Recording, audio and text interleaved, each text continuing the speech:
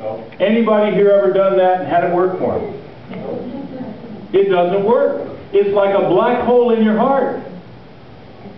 And it will suck the life out of you. It will suck the life out of you. Jesus had all of the wrath of God poured out upon his head.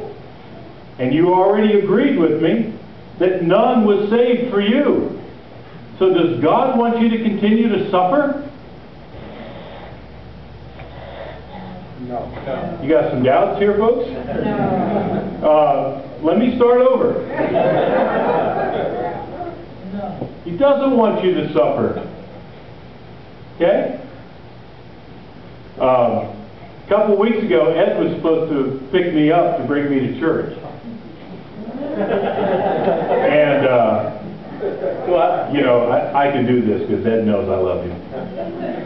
And he says, Joe, he said, would you forgive me?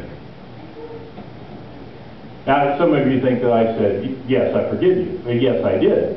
But I also said, I'm going to forgive you because I already know that Cindy has beat you up like everything over this.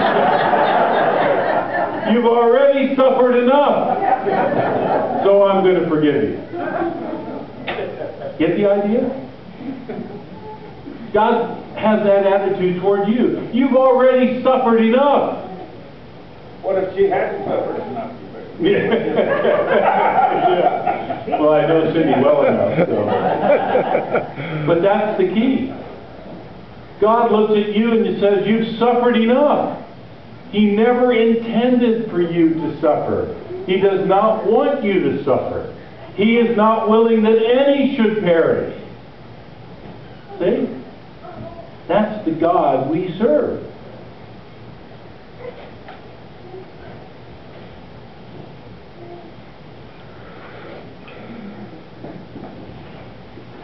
Now there's the issue about forgiving God.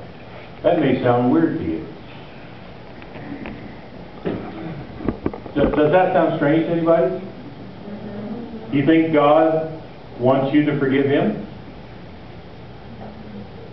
Give me some examples of how we might be angry at God and bitter towards God. Can you give me some examples?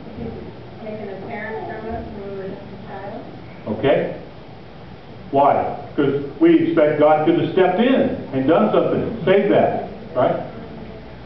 How about I've been looking for work for 2 years and I can't find a job. God hasn't given me a job. Death of a child? Death of a child. Illness. Illness. Having a deformed baby? What's that? Having a deformed baby or something? There you go. So you can see all of the kinds of things that could make us bitter toward God, because God could have stepped in and done something and he didn't do it.